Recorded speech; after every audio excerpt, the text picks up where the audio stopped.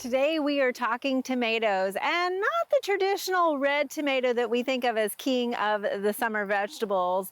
But just like you, we are guilty sometimes when we're flipping through those plant catalogs and see some things that are kind of unique and interesting and kind of want to experiment and try with it. So I thought I would share with you our little bit of an experiment behind the scenes here, what we've been doing. Now, I'm not necessarily recommending any of these tomatoes, but I just thought I would show you some that we've grown and kind of how unique they are. So all of these that I'm going to talk about are not a red tomato. In fact, they are orange and yellow and green, and even in some cases a purple black color. So let me show you what we've got here at this row. So I want to show you some of the ones that we're growing here. And to start us off, one that we actually really enjoyed kind of the flavor, and all of these are slightly underripe, but we went ahead and picked them because they're starting to get that blush stage. And I'll talk about that in a minute. But this one is called Ananas Noire, or black pineapple. And so it kind of has that kind of pinkish red color to the bottom of it. And as it transitions up, it goes through a yellow and green. And that's actually what it looks like when it's ripe. It's fairly large, good slicer, but it has sort of a mild sweet flavor to it. So, and we really just like the coloration of it. Again, this one's a little bit still underripe, but it will ripen up for us inside. Now the next one we have here is called a Black Beauty, and you can see that it gets this dark purple color on the shoulders of otherwise sort of a greener tomato. But again, a little bit smaller, but a nice prolific producer for us. The next one we have is called Chef's Choice Black. And this one, I can't say that it really got that darker color for us too much, but it does have sort of a darker green red color to it. And again, this one is an All-America selection. The others are hybrids, but this particular one is an All-America selection. And so you're gonna get a little more disease resistance to this particular one. Also, the next one is also an All-America selection, and this is called Chef's Choice Green. So you'll notice it is similar to the Chef's Choice Black, although it has more of a yellow that fades into the green on the shoulders. Again, you'll get some disease resistance with these because they are cultivars versus some of the heirlooms. The next heirloom that we have is one that is well known, and this is called Cherokee Purple. This is a very popular heirloom, and one that is often found not only in gardens but also in the kitchen because of the flavor that you get with this. So it's going to have a darker kind of red burgundy color to it as it ripens, and again, a good sizable slicer to add to your sandwich. Now the next one is really unique. This one's called Orange Accordion, and you can see how it gets that name because it will ripen completely just a vibrant orange color, and it's got these sort of lobes to it, giving it that accordion look to it. When you do slice it open, it's going to have a little more openness in that actual fruit when you're putting it on something. Very unique look.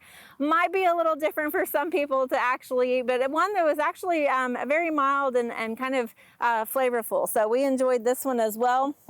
Now the next one we have here is again another All-America selection. So again, you're going to get some built-in resistance on this one. This is called Purple Zebra, and it's going to have kind of dark purple stripes on a red tomato, and you can see it's starting to turn red here, so we went ahead and picked it. This is actually a little bit smaller than some of the other ones that we have been getting, and some of the other purple zebras that we've been harvesting. So it's a little bit smaller, but again, overall, purple zebra is a little smaller than some of these other cultivars that I've mentioned. I would say it's a little bit bigger than a golf ball, smaller than a tennis ball, but sort of like a plum size.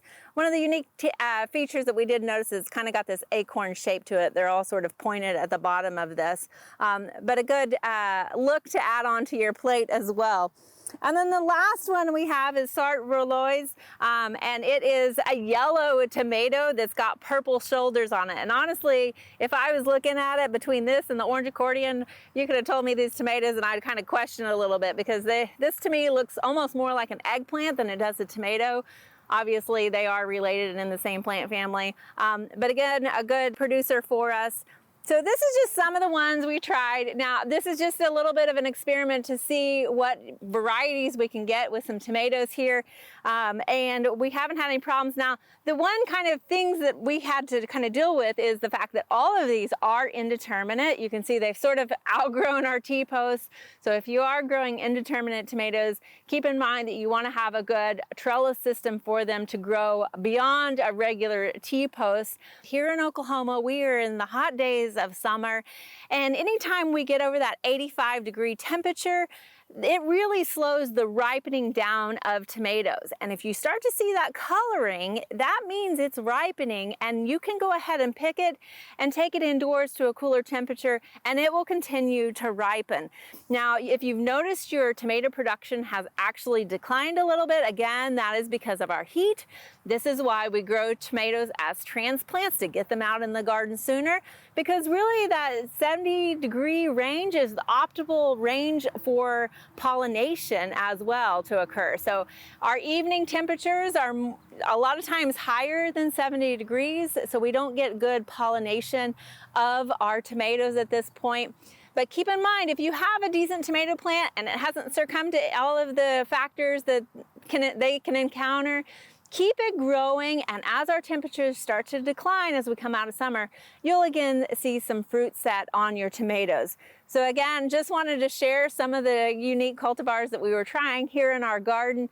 And don't be afraid to experiment a little bit. Give yourself some leeway to go ahead and maybe pick one or two of those plants that you're curious about this winter when you're checking out the catalogs.